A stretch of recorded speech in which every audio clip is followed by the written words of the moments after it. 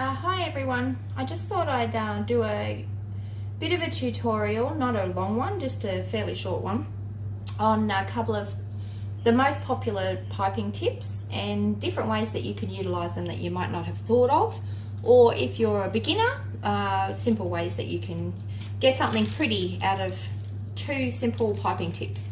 So this one is the 1M, which most of you will probably know. It's an open star tip, probably the most popular of all of the piping tips. Very easy to find, located everywhere.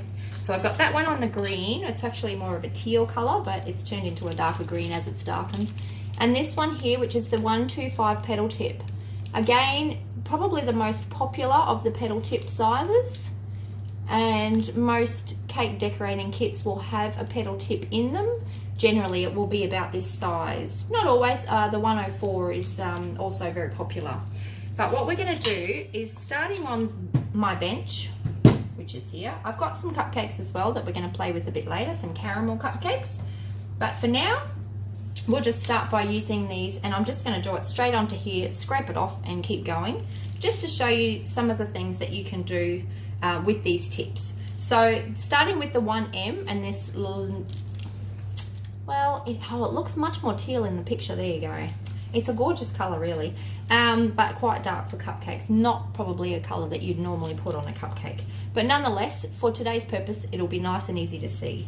So to start with, if you just, with every piping tip, I always start by popping it straight down, just so I can see what it's going to do. So this, with royal icing, would make some lovely sweet little flowers that you can pop onto cakes and cupcakes. I use this type of piping technique on the front of cakes sometimes, just dotted here and there to create some interest and some colour and movement. You can do anything you like with them, but they're kind of like little Christmas stars, aren't they? They're very cute. So to pipe a border down the, around a cake, you would, as with all borders, you squeeze and release, squeeze and release, squeeze and release as you're going down. So if I squeeze and lift a little and release as I'm pulling down, and then I do that one, sort of pushing back onto that one, and then pushing back onto it a little, and pushing it back onto it, and just keep going like that, then you'll see I have a classic cake border. This same technique can be used with pretty much any piping tip, but this particular one gives you the most common border idea that you'll see on most cakes anyway. So another way to do a border is to swirl it a little and lift up and down, and then do the same but in reverse, and then lift up and around. So I'm doing the exact same thing, but I'm turning at the same time. So you see, you get a really nice sort of swirl all the way up. Now that's quite a thick border. It would be good on a slab cake. It would also be good on a cupcake actually. If you popped several of those onto the top of a cupcake, it's a really cute look. And then if we're going to do another, which is more of a crossover style, so I'm going to go around like that, and then starting from the gap, do you see there's a gap here? I'm going to pop it in there, and the same thing. So I'm just doing the exact same thing. It's just in the movement of the bag that makes it different. So that's sort of a plait, and again, really simple. Looks lovely on a cake. You can play with them as much as you like really. So if we're going to do one other one that I like is the reverse. So you go this way, and then we can just pipe that way again and pipe that way again. And see, that one gives you a nice border. If you're thinking, if you imagine that the cake starts on this side and goes up this way, then that would be a really lovely border to just finish that off. So there's a few different kinds of border designs that you can do with this particular tip. It's a very versatile tip, and there's a lot of things that you can do with it. I've gone a bit blurry, hang on. Let me just check what I'm doing here. Still blurry. let's just see. There we go. I'm back. Ta-da! Not sure why I went blurry then, but anyway, you get that. So with this, I've got another bag of it there because it was easier than just reloading constantly. So I'm just going to wipe my tip. Now what I'm going to do is I'm going to use this same piping tip, and I'm going to show you a few different things you can do on a cupcake, because borders are one thing, cupcakes are another thing. A cupcake is also a really good way to practice piping because it's a smaller cake, so you can, but you can still do quite a few of the same piping techniques on it, and there's much less wastage. So if you're practicing, I always recommend make yourself a 12 batch or 24 even if you feel like spending a day with it, and pipe some cupcakes. You can give them to your neighbours and everyone will love you for it. So with this particular piping tip, the most common is your Mr. Whippy swirl. That's what I call it. Reminds me of an ice cream. So starting from just inside the edge, so the edge is over here, I start from just inside, and I'll show you why in a second. I'm just going to pipe around and then go back up over it and then just keep going up. Now the reason that I like to start just inside is because when I go around it, see, I've hidden where I began, so there's no beginning. You don't have like a daggy end that's sort of sticking out somewhere randomly. It gives a much cleaner look. It's much neater. But that's the most popular and common piping technique with the 1M. You can do the exact same thing but starting from the middle and going outwards, and that will give you a basic rosette. So if we go like this and around it again, and there you go, and there's your rosette. Now you can do that same thing on the side of a cake. When you see those ombre rose cakes, they often use this tip or a 2D, which gives a similar effect, and that's that one there, nice and pretty. And then if we go with this one here, do you remember we started with that one, and that was the simple press and release going around, going over itself. We can do the same thing on a cupcake, but around. So if we go up and down and up and down, all the way around the outside, see, it's really simple. I'm not doing anything complicated. And then I'll just do the same again in the middle, but smaller. And there we go. And you can see that's really cute. Can you see that? It's a nice little pattern. It's nice and simple. Nothing complicated. We don't like complicated. And I'll show you one more. So this one here, I often on the side of cakes do, using the 1M tip, just pipe straight up or on an angle all up the side of my cake, and just do it side by side by side by side, and it's a really beautiful look. You can also do the same thing on a cupcake. So if I start on the end and just pipe along, and then beside it I do the same thing, slightly overlapping so that you don't get cake underneath, and you just keep going until you've covered your cupcake. And see, it's really cute. Simple again. We like simple, remember? And there you have it. Those are the most straightforward and simple ways to use the 1M tip.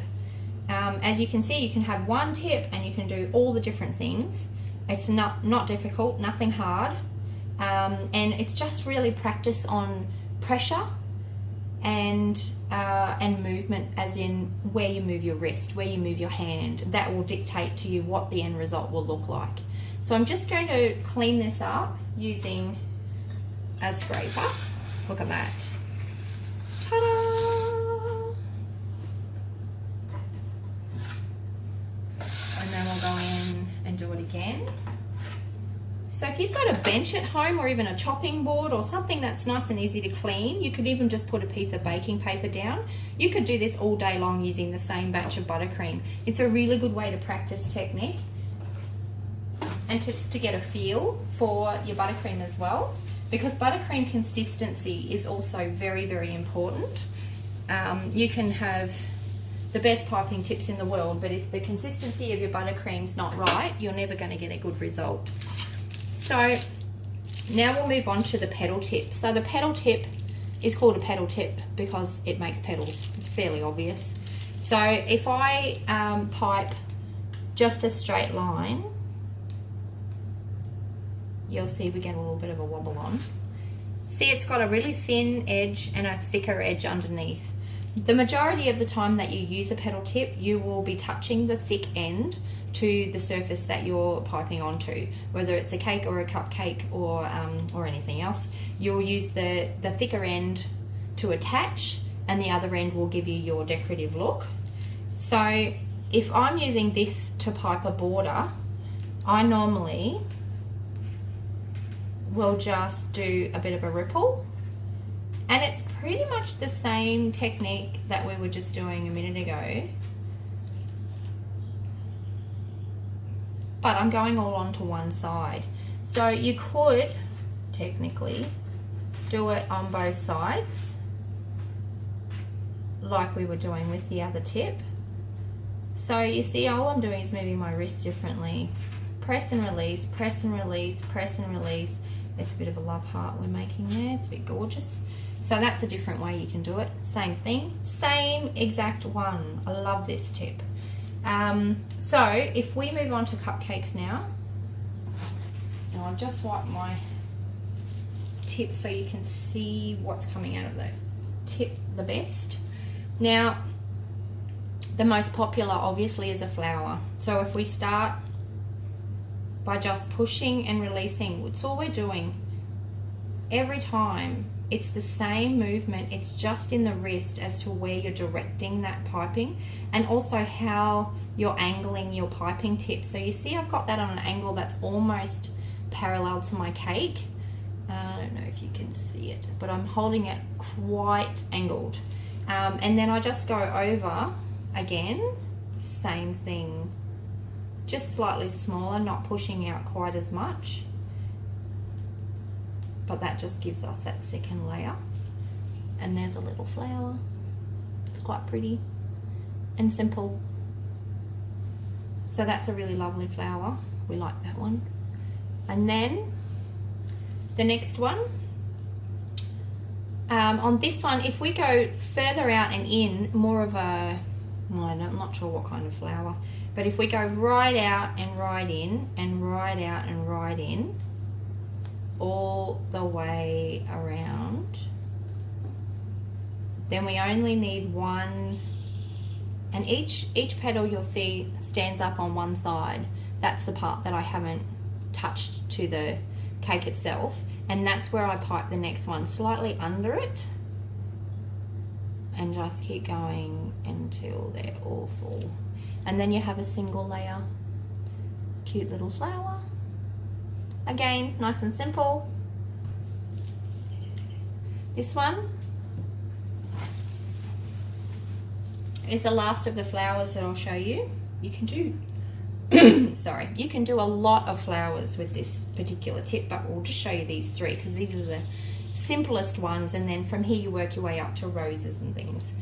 This one also obviously makes roses. So if I go with the fat end out this time, you'll get a completely different look. It's a much fatter little flower. It gives you a more solid end. It still ruffles a fair bit as you're going, which is always nice. Creates movement, gives it a little bit of texture. But this one is really cute. Can you see that? See, it's got nice fat ends. So it's also a really cute way of doing it. There we go. Less sort of delicate on the ends, which is good for transportation as well, but creates a different look. Sorry. Now, the next one that we'll give a go is the traditional ruffle. So a ruffle is basically this.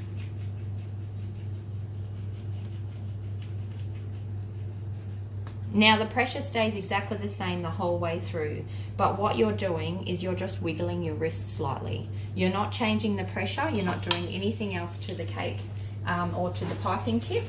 You're just giving it a wiggle. So if we do that on a cake, we can do it all the way around the outside, just giving it a little wiggle. And these are really forgiving too. You can start off where you leave off, so you don't need to worry about trying to do the whole outside in one go. You can just stop and start as many times as you need to. So if I finish that there, and then I go on to my next row,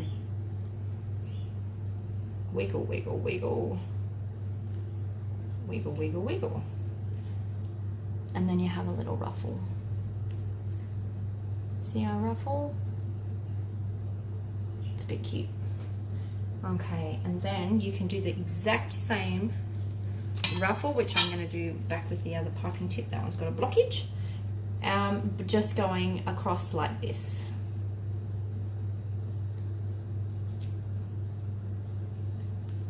Because sometimes you don't want a flower. Now I always try and make sure that my buttercream touches the next row, because A, you get less gappy bits, but also it helps it stick.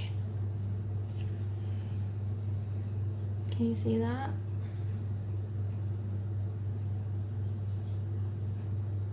So that's a really interesting technique. You can do that all the way up a side of a cake if you feel like.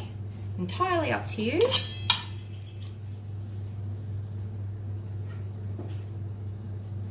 Now,